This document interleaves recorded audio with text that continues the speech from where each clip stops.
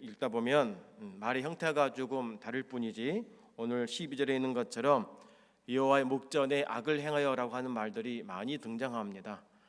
여호와의 목전에 악을 행하다라고 하는 말은 제가 세보니까 7번에 걸쳐서 같은 단어로만 등장하고 비슷한 뉘앙스로 기록된 것들이 많이 등장합니다. 이 말씀이 반복한다라고 하는 것은 어떤 의미가 있냐면 인간의 죄의 본질이 어떠한지를 우리에게 드러내주고 있는 한 부분이기도 합니다. 특별히 선택받은 자들이 지속적으로 여호와의 목전에 악을 행한다라고 하는 것은 하나님을 의식하지 않을 만큼 잊어버렸거나 또는 하나님의 존재나 구원일을 중요하게 생각하지 않았기 때문일 수 있는 것입니다. 성도 여러분, 우리는 보이는 세상 속에서 보이지 않는 하나님을 믿고 있습니다. 그 믿음과 신뢰로 하나님과 동행하기 때문에 하나님은 이러한 믿음을 가진 자들을 기뻐하시고 복을 주시는 분이심을 믿으시기를 바랍니다.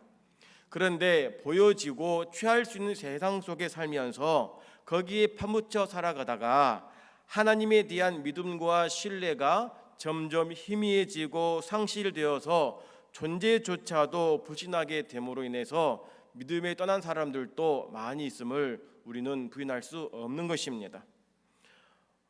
사람들은 대체로 과거의 일이나 일에 대해서 쉽게 잊어버리거나 망각하기도 합니다.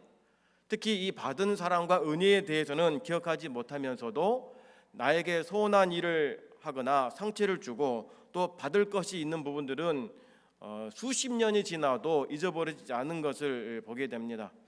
특히 몇 가지 많이 있지만 우리 결혼을 하고서 아내가 출산을 할 때에 남편이 있냐 없냐에 따라서 그것이 평생 족쇄가 된 일들도 많이 있지 않습니까?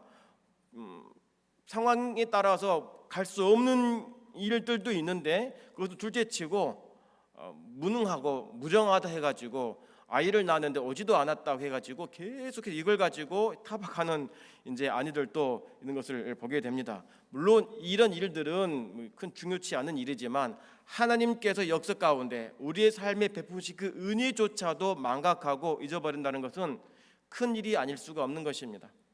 제가 이 영광대교에 오기 전 이 전 교회에서 사역을 다 마무리하기 위한 마지막 주일을 제가 중고등부를 섬겼기 때문에 이제 예배를 드리고 마지막 아이들에게 축복 기도를 할 때에 1학년부터 해서 순차적으로 다 이제 고3 아이들까지 이름을 부르면서 축복 기도를 했습니다. 이제 수가 좀 많다 보니까 눈을 감고는 못 하겠고 눈을 뜨고 직접 이 순서대로 이름을 부르면서 하고 다 했는데 마지막 저 뒷줄에 3학년 부분에서 한 두세 명의 이름이 기억이 나지 않는 거예요. 잘 하다가 기억이 나지 않으니까 어떻게 되겠습니까? 이제 아이들이나 선생님들도 눈을 감고 있는데 하다가 목사가 축도하다가 멈칫하니까 이들이 생각할 때는 목사님이 감격에 이게 이제 이렇게 우시는구나라고 생각하고 이제 기다렸습니다. 한 30초 정도 제가 있었기 때문에 그동안 제가 얼마나 답답했는지를 모릅니다. 빨리 이름이 기억나서 맞춰야 되는데 맞히질 못하고 손은 들고 있고 고요한 가운데 있다 보니까 어떻게 했냐면 그 아이의 이름을 차마 부르지 못하고 맞췄습니다. 마치고 나서 선생님들이 목사님 그렇게 가시는 것이 슬펐습니까? 라고 하시길래 머리 긁적이면서 아니 사실은 기억이 안 나가지고요 라고 해서 많이 웃었던 기억이 있습니다. 왜 제가 이 이야기 하냐면 웃을 일이 없는 일에 좀 웃어보려고 했던 농담인데 아직 네. 두 번째입니다. 하나님께서 말씀을 반복한다는 의미는 이 기록된 말씀 가운데에서 우리에게 내 뜻이 무엇인지를 왜 반복하는지를 좀 잘 파악해라, 잘 붙잡아라라고 말하는 것입니다. 선생님이 학교에서 수업을 할 때에 반복적으로 가르치는 것은 분명히 이유가 있는 것입니다. 이게 중요하기 때문임도 있고 시험에 나올 수 있으니까 암기해라, 기억해라, 기록해라라고 한 것처럼 성경도 마찬가지입니다. 반복된 단어나 역사 이야기가 반복되고 패턴이 반복된다면 필기 이것은 중요하다. 우리가 이것을 분명히 붙잡고 기억하고 흔들리지 말아라라고 하는 것입니다. 자, 그런데 오늘 12절에 보니까 똑같은 문장이 두 번 연속 반복합니다. 이스라엘 자손이 또 여호와의 목전에 악을 행하니라. 이스라엘 자손이 여호와의 목전에 악을 행함으로라고 연급부 뒤이어서 두 번 이어서 반복하는 것입니다. 이건 뭘 말합니까? 이스라엘 백성이 하나님 앞에 죄를 서슴지 않고 범하고 있다, 악을 행하고 있다라고 하는 것입니다. 그러면 이스라엘 민족이 어떤 민족입니까? 어떤 자손입니까? 하나님께서 하나님의 백성으로 삼으시기 위해서 애굽에서 끌어냈지 않습니까? 광해를 지나서 가나안에 이르기까지 얼마나 크고 놀라운 많은 은혜들과 기적들을 베푸시면서 보호하셨고 그렇게 인도하셨습니까? 그렇게 은혜 받은 자들이 하나님 앞에 했던 모습은 여호와의 목전에 악을 행한 삶으로, 죄로 가득한 삶으로 나아갔다고 하는 것입니다. 짧은 구절이지만 이 구절은 뭘 의미하냐면 택함 받은 백성들의 신앙과 가치관의 기준이 하나님에게 있느냐 세상에 있느냐를 우리에게 말하고 있는 것입니다.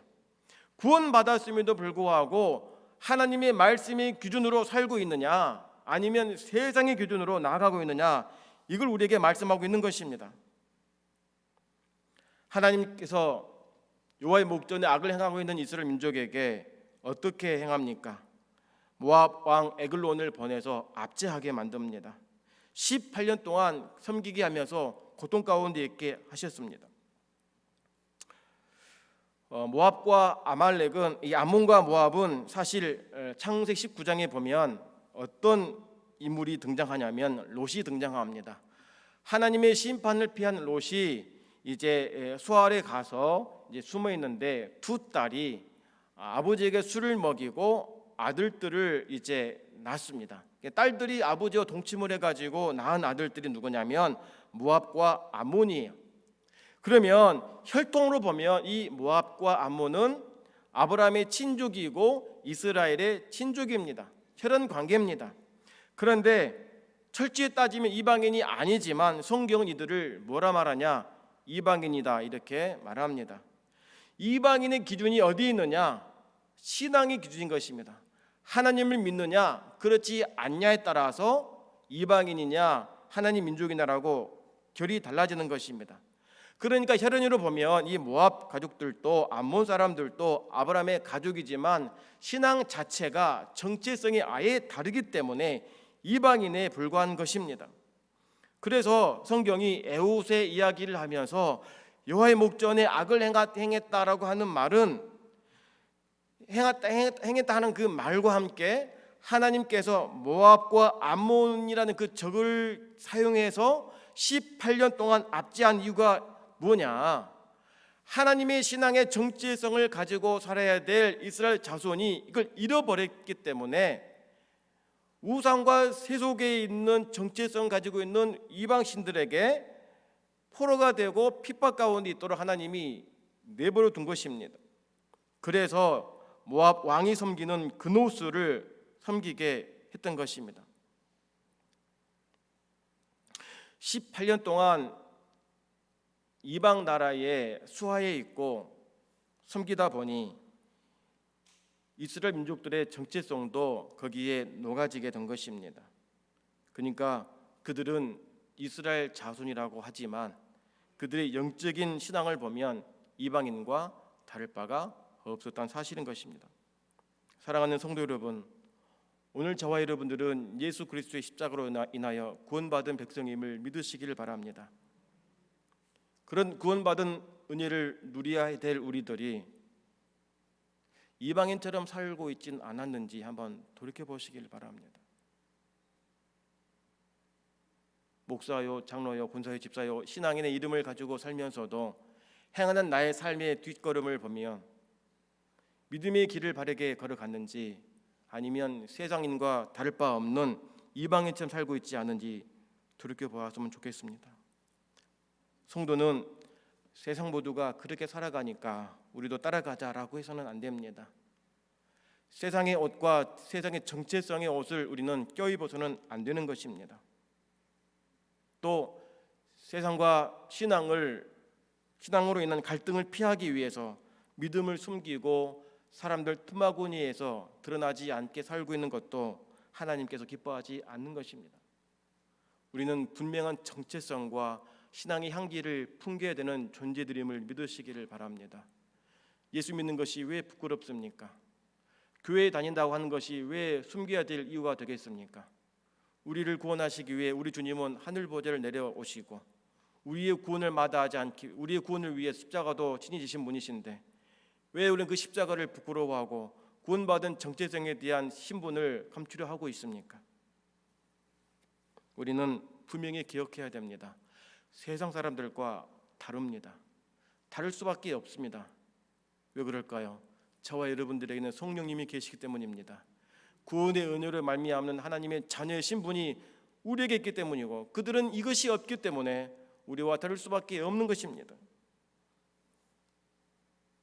8, 90년대에 많이 불렀던 찬양이 있습니다. 주님 뜻대로 살기로 했네. 주님 뜻대로 살기로 했네. 주님 뜻대로 살기로 했네. 마지막 뭡니까? 뒤돌아서지 않겠네. 2절은 이렇게 말합니다. 이 세상 사람 날 몰라줘도, 이 세상 사람 날 몰라줘도 우리는 어떻게 해야 한다고요? 뒤돌아서지 않겠네. 3절은 이렇게 말합니다. 십자가 보고 세상 등 진다고. 십자가 보고 세상 등 지되 마지막은 뒤돌아서지 않겠네. 이 믿음의 고백대로 사시는 저와 여러분 되기를 축원합니다. 이스라엘 백성들이 이렇게 여호와의 목전에 악을 행하자 하나님은 모압신 그노스에게 18년 동안 넘겨주고 에글론은 종려나무 성읍을 점령했다고 13절은 말합니다. 종려나무 성읍이 어디냐면 여리고를 말합니다. 여리고는 역사가 1000년이 넘는 오아시스 도시입니다. 여기는 물이 풍부하고 일조량이 많아서 유실수 농업이 발달한 이게 지역입니다. 그러니까 우리가 잘 아는 대로 종려나무, 대추, 야자 열매가 굉장히 많이 열리는 지역이기도 합니다. 이 풍요로운 도시를 하나님께서 이스라엘 백성들에게 주셨는데 어떻게 주셨습니까? 거저 주셨습니다. 전쟁하지 않고 피 흘리지 않고죠. 하나님의 말씀대로 성을 돌고 양각 나팔을 불면 성이 무너진다. 지금 너희 것이다라고 말씀하셔서 순종으로 그것을 얻어진 것입니다. 피 흘리지 않고 무기 들지 않고 순종으로 얻어진 그 축복의 땅 성을 이제는 전쟁을 통해 잃어버리고 만 것입니다. 그러니까 에글론이 종려나무를 정념했다라고 하는 말은 이스라엘 민족들이 자기의 정체성에 대한 확고한 신앙을 잊어버리고 살다 보니까 하나님으로부터 값없이 주신 모든 것들이 다시 뺏기고 말았다라고 하는 것입니다. 그러니 오늘 저와 여러분들이 주님으로부터 받은 그 은혜를 감사치 못하고 여호와께 악을 행하고 죄를 범한다면 어떻게 한다고요? 하나님께서 도로 가져가신다는 겁니다.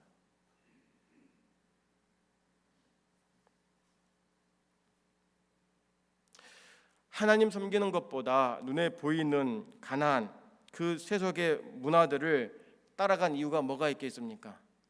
좀 따라하면 잘 살 것처럼 보였거든요. 그래서 하나님에 대한 백성에 대한 그 신분과 그 믿음을 다 내어버리고 그 모습을 따라가고 그 신을 섬겼으면 그들의 계획대로 그들의 삶은 풍요로워야 합니다. 그들이 스스로 여호와의 목전에 악을 행했다라고 하는 것은 하나님을 버리고 이방을 택했다고 하는 것인데 이방을 택한 이유는 지금보다 더 잘 살고자 하는 뜻이 있기 때문에 그런 것 아니겠습니까? 하나를 버린다고 하는 것은 이것보다 이것이 더 귀중하게 여겨지니까 선택한 것입니다. 그러면 그런 선택을 했으면 그 결과도 좋아야 하는 것이 마땅합니다. 그런데 어떻습니까? 18년 동안 섬겼는데 15절을 보니까 여호와께 부르짖었다 이렇게 말합니다. 왜 부르짖었을까요? 그들이 하나님을 내버리고 이방신을 섬겼으면 그 이방신 앞에서 계속 가야 되는데 부르짖었다고 하는 것은 그만큼 힘들다는 것입니다. 자기 뜻대로 계획대로 되지 않았다고 하는 것을 우리에게 말씀하고 있는 것입니다. 사사기 이후에 룻기가 등장하죠. 룻기에 나오미가 나옵니다. 나오미는 베들레헴에 흉년이 드니까 모압 땅으로 잘 살아보려고 가족들을 데리고 이사를 갑니다. 근데 얼마 지나지 않아서 어떤 일이 벌어집니까? 남편 죽고 두 아들들 다 죽어버립니다. 목적이 뭐였습니까? 잘 살아보려고 한 것입니다. 부자가 되보려고 한 것입니다. 흉년을 피해서 좀 더 굶주림 없이 살아보려고 했던 것. 근데 그것이 어디였습니까? 모압 지역이라고 하는 것이죠. 하나님을 버리고 하나님의 말씀을 붙잡고 인내하기는커녕 세상에 나가면 조금만 참고 조금만 눈 감고 금방 와야지라 하고 타협하다가 남편 죽고 두 아들들 죽고 초라하게 돼버리고 말았지 않습니까? 떠났으면 잘 살아야죠. 근데 그들은 비참할 수밖에 없었습니다. 다 잃어버렸습니다. 부르짖었다 그 속에는 얼마나 힘들었는지를 내포하고 있는 것입니다. 그러면 어떻습니까? 우리 같으면 그러게 내가 뭐라고 하더냐? 왜 내 말 듣지 않고 그렇게 이방 우상 섬기고 있느냐? 너희들은 좀 더 혼나봐야 돼. 안 돼. 라고 충분히 그럴 수가 있습니다. 그렇지 않겠습니까? 그런데 우리 하나님 어떻습니까? 참 좋으신 하나님이십니다. 인간이 아니라 하나님이십니다. 우리 인간이기 때문에 감정이 섞여서 안 돼, 안 들어줘, 고생 좀 더 해봐야 돼라고 할 수 있는데 우리 하나님은 그렇지 않습니다. 그들에게 구원자를 보내줍니다. 바로 에훗이죠. 에훗은 베냐민 사람이라고 말합니다. 베냐민 누굽니까? 야곱의 막내 아들이고 요셉의 동생입니다. 근데 베냐민 뜻이 보호함을 받은 아들이라는 뜻을 가지고 있는 이름입니다. 이것이 히브리 표현 방식으로 보면 이 베냐민이 아들이라는 뜻도 있고 오른쪽이라는 뜻이 결합된 단어라고 합니다. 그러니까 베냐민 하면 이것이 의미를 의도적으로 풀었으면 오른손의 아들이라는 뜻도 있다라고 하는 거예요. 그러니까 문자적으로 볼 때 베냐민은 오른손의 아들들의 자손들인데 그 중에 에훗은 왼손잡이다라고 하는 이야기가 지금 진행되고 있는 겁니다. 자, 에훗에 대해서 제가 이제 성경 주석을 보면 대부분의 성경 주석들은 에훗이 왼손잡이인 이유는 오른손이 불구나 장애가 있어서 왼손잡이다라고 기록을 한 부분이 많이 있습니다. 근데 최근 들어 제가 다른 책을 보고 이 부분에 있어서 설교 영상을 이렇게 접하다 보니까 이 구약은 히브리어로 되어 있는데 히브리어를 그리스어로 번역했던 번역가들이 어떻게 말했냐면 왼손잡이를 두 손 모두 오른손인 사람이라는 해석으로 이렇게 표현을 했다고 말합니다. 성도 여러분, 두 손이 오른손이다라고 한다면 어떤 의미입니까? 양손잡이라는 뜻이 있는 것입니다. 이것이 성경에서의 전통에 가깝다라고 지금 이제 새로운 해석이 지금 흘러나오고 있는 것입니다. 그리고 에훗이 오른손이 불고라고 하는 이것이 해석이 근거가 없는 것이 뭐냐면 자, 사사기 20장 16절을 보면 이런 말씀이 있습니다. 모든 백성 중에 택한 700명은 다 왼손잡이라 물매로 돌을 던지면 호리도 틀림없는 자들아라고 기록합니다. 그러니까 이 왼손잡이도 에훗에게 썼던 왼손잡이 단어와 같은 의미인 것이죠. 그러면 만약에 에훗이 오른손이 불거라 한다면 이 700명의 군사들도 다 오른손 불구자인 군사일 수밖에 없다는 의미가 되는 것인데 맞지 않다라고 하는 것이죠. 그래서 에훗은 양손잡이가 더 합당하다라는 해석이 요즘에 지금 흘러가고 있는 것입니다. 근데 우리는 이 에훗이 양손잡이냐가 중요한 것이 아닙니다. 이보다 더 중요한 문제를 우리는 간과하면 안 되는 것입니다. 뭐냐? 이스라엘의 모든 사람들은 금오스를 신을 섬기고 모압 왕 에골론 앞에 조공을 바치고 고기를 조아릴 때에 에훗은 그들과 다른 길을 걸어갔다라고 하는 것입니다. 하나님을 섬기고 믿음의 길에서 흔들림 없는 삶을 살았기 때문에 오늘 15절을 보니까 여호와께서 그들을 위하여 한 구원자를 세웠다라고 말하는 것입니다. 성도 여러분, 이방을 섬기는 이방신 섬기는 자를 하나님이 택하겠습니까?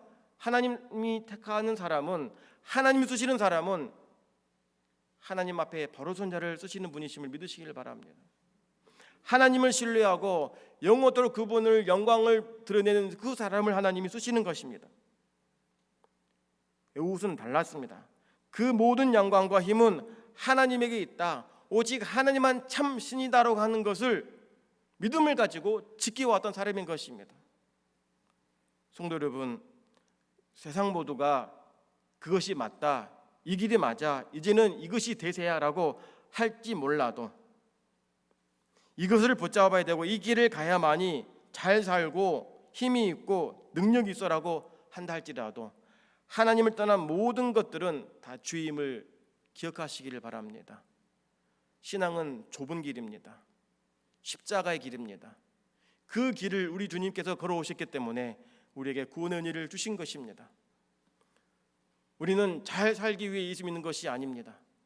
하나님의 영광과 그 기쁘신 뜻대로 살기 위한 믿음을 갖기 위해서 우리의 구원을 주신 하나님께 바른 믿음을 가지고 한 걸음 한 걸음 넓은 길이 아니라 십자가의 길을 가는 성도임을 믿으시기를 바랍니다. 오늘 우리의 선택이 중요합니다. 모두가 그 길을 간다고 할지라도 하나님 믿는 백성들은 나 혼자라도 나를 구원하신 그 은혜를 저버릴 수는 없고 오직 구원은 여호와께로 말미암는다라는 그 믿음의 고백을 가진 그 길 앞에서 흔들림 없는 용기와 다짐을 하는 사람이 우리가 되어야 합니다. 하나님은 그러한 자를 찾으시고 그러한 자 예배를 받으시는 분이심을 믿으시기를 바랍니다. 선택이 중요합니다. 많은 사람들이 걸어가니까 요즘이 대세니까 다 따라가자가 아니라 그런다 하더라도 나는 하나님을 저버릴 수 없고 나는 믿음을 저버릴 수 없고 나는 말씀 밖을 떠날 수 없다라고 하는 그 선택과 결정 앞에서 굳은 신앙을 가져야 한다고 하는 것입니다. 이제 에훗이 그 믿음을 가지고 누구를 향해 나아갑니까? 에글론을 죽이기 위해서 요단강을 건넙니다. 표면적으로는 곡물을 바치러 가면서 에글론을 죽이기 위한 작전을 가지고 간 것입니다. 이때 에훗이 뭘 가져가냐면 한 규빗 되는 좌우의 날선 칼을 오른쪽 허벅지 옷 속에 차고 갑니다. 자, 오른쪽 허벅지에 칼을 찬다고 하는 것은 어떤 손으로 칼을 빼냐면 왼손으로 칼을 빼는 것입니다. 왼쪽 다리에 허벅지에 칼을 찼다고 하면 오른손으로 칼을 빼는 것이기 때문이죠. 자, 그래서 대부분 이제 사람들은 무기를 가지고 있을 때 이 사람의 오른쪽 팔이나 손을 주시합니다. 왜냐하면 이게 칼을 빼려고 하는 그 순간 내가 먼저 빼서 막든지 공격을 해야 내가 살기 때문인 것이죠. 자, 근데 어찌된 일인지 이 에훗이 곡물을 바치고 나서 에글론을 죽이는 것이 아니라 왕궁을 떠나서 요단강을 건너 길갈로 내려갑니다. 죽이려고 했던 그 다짐은 다 어디로 가버리고 옷 속에 오른쪽 허벅지에 칼을 차고 갔지만 그 칼을 잡지도 못한 채 돌아왔다고 하는 것입니다. 왜 그랬는지는 성경에 나오지 않으니까 알 수 없지만 이제 요단강 건너 다시 돌아갈 때 길갈 근처 돌 뜨는 곳에서 에훗의 마음이 다시 바뀝니다. 그러니까 에훗의 마음도 흔들린 것이죠. 왜 그러면 에글론에게 가서 죽이지 못하고 돌아왔다가 길갈 근처에서 또다시 멈추고 있을까? 이건 역시 기록하지 않지만 추측해 보자면 길갈은 어떤 곳이냐면 여호수아가 강을 건널 때 하나님께서 요단강을 물을 싹게 하시고 백성들이 마른 땅을 건너면서 법궤를 맨 제사장들이 거기 서 있을 때 12돌을 쌓았던 기념비적인 장소가 길갈입니다. 그러니까 에훗이 길갈 근처 갔을 때 뭘 본 것입니까? 12돌을 본 것이죠. 그 12돌을 보고 무엇을 떠올렸겠습니까?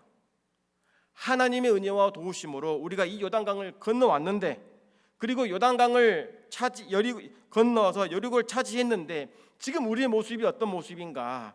하나님을 버리고 떠난 우리의 모습은 참 비참하다. 모압 왕을 섬기고 모압 신 섬기고 있으니 이게 어찌된 일인가? 나는 에글론을 죽인다고 가면서도 죽이지 못하고 나는 또 뭔가? 그 12돌을 보고서 자기 자신이 믿음이 약했음을 떠올리게 된 것입니다. 신앙이 흔들릴 때에, 갈등 속에 있을 때 우리는 과거에 우리를 도우셨던, 또 여기까지 도우셨던 에베네셀의 돌들을 기억하시기를 바랍니다. 우리는 잊고 있을지 몰라도 하나님은 분명히 오늘에 이르기까지 우리의 삶의 여러 모양으로 하나님은 은혜를 베푸셨고 우리를 도우셨습니다. 삶이 많이 힘드십니까? 많이 어렵습니까? 많이 아프고 괴롭습니까? 도대체 어떻게 해야 될지 막막하고 답이 없어 답답합니까? 하나님께서 과거의 삶에 베푸셨던 그 은혜와 에베네셀 돌 앞에 서시기를 바랍니다. 하나님은 결코 우리들을 버려두지 않습니다. 우리를 외면하지 않습니다.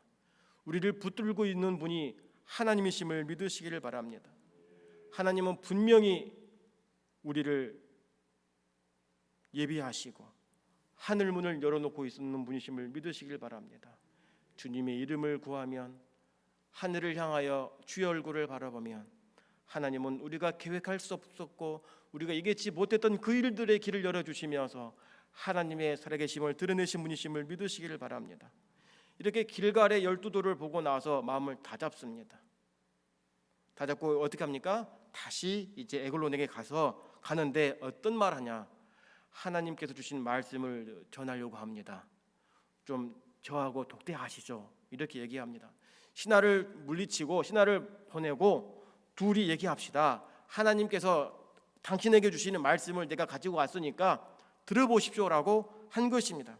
그러니까 에글론이 신하와 경호원들 다 내보내고 둘이 이제 있을 때 에글론이 에훗이 어떤 말 하는지를 듣기 위해 이렇게 몸을 움직였을 때, 그때 그 타이밍에 에훗이 왼손으로 오른쪽 허벅지에 칼을 빼가지고 에글론을 이렇게 찔러 죽입니다. 얼마나 깊이 찔렀던지 성경 보니까 이제 등까지 나왔다 이렇게 말합니다. 22절에 칼자루도 나를 따라 들어가서 그 끝이 등 뒤까지 나갔고 그가 칼을 그 몸에서 빼어내지 아니하였으므로 기름이 칼날에 엉기었더라라고 합니다. 그냥 죽인 것이 아니라 처참하게 죽인 것입니다. 근데 에훗이 가고 나서 에글론이 인기척이 없으니까 신하들은 발을 가리우는구나 이 생각합니다. 무슨 말이냐면 아직도 용변을 보고 계시는구나 이 뜻이죠. 좀 더 유머스럽게 말하자면 변비가 있나? 아직도 안 나오시네? 이런 것을 좀 기다려보자 이런 것입니다. 이 부분의 소리는 또 하나 느낄 수가 있습니다. 18년 동안 이스라엘을 압제했던 그 에글론 왕, 그리고 그의 신 그모스, 그의 죽음과 결론은 변기 위에 앉아서 죽고 말았다고 하는 것입니다.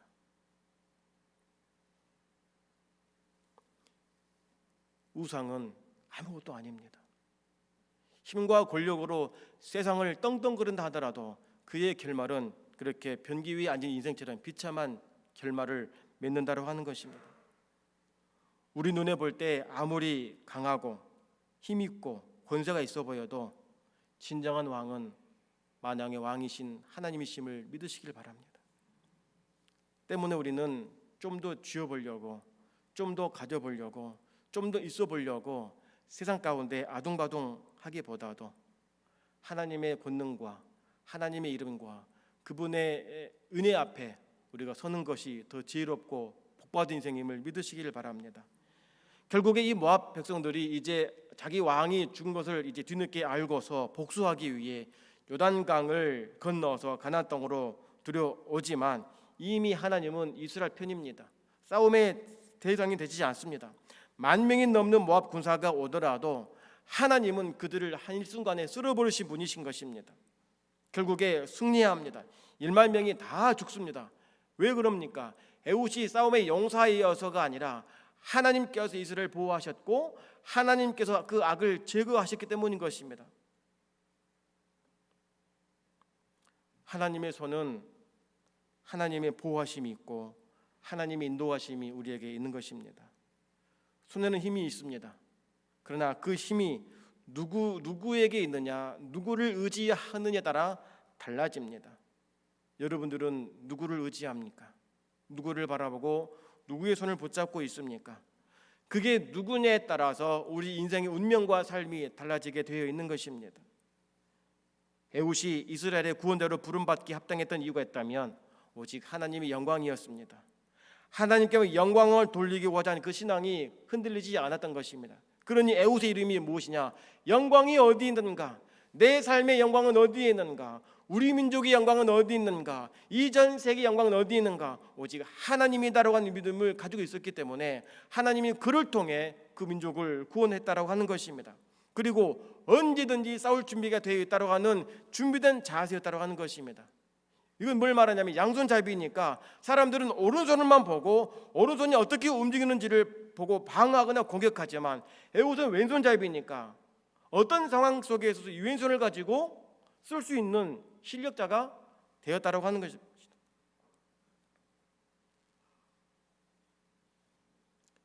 오늘 저와 여러분들은 하나님 앞에 우리의 손이 아름다운 손으로 비춰지기를 원합니다.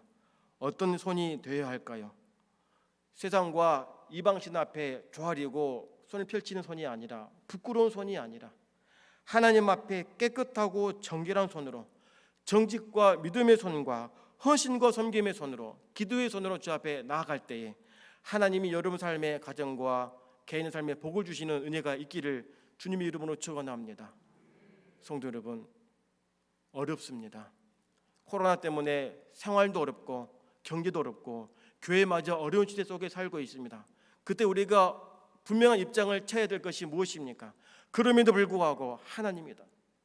세상 사람들은 안 돼, 모이지 마, 하지 마라고 할지 몰라도 하나님 앞에 선 자들은 하나님 결코 내버려 두지 않습니다. 하나님 영광을 드러내게 하기 위해서 교회를 통해 일하시는 분이 우리 하나님이십니다. 그러니 그 교회의 영광이 가리워지지 않고 더 높여지기 위해서 예배의 삶과 기도의 부르짖는 그 목소리가 꺼지지 않도록 함께 동참해 주시는 믿음의 동역자들 되기를 주님의 이름으로 축원합니다. 기도하겠습니다. 하나님 아버지, 세상은 날로 악해져 갑니다. 많은 사람들은 여호와 앞에 악을 행하며 살고 있습니다. 그러나 저희들 구원받은 백성들, 여호와 앞에 악이 아니라 참 믿음과 예배의 삶으로 주님의 영광을 드러내게 하여 주시옵소서. 누구를 의지하고 누구를 붙들어야 됩니까? 하나님 영광과 그 기쁘신 뜻대로 살아가기 위해서 세상 가운데 믿음의 선한 길을 가며 오직 여호와만 택하는 믿음의 삶을 살아내도록 은혜를 더하여 주시옵소서. 예수님 이름으로 기도합니다. 아멘.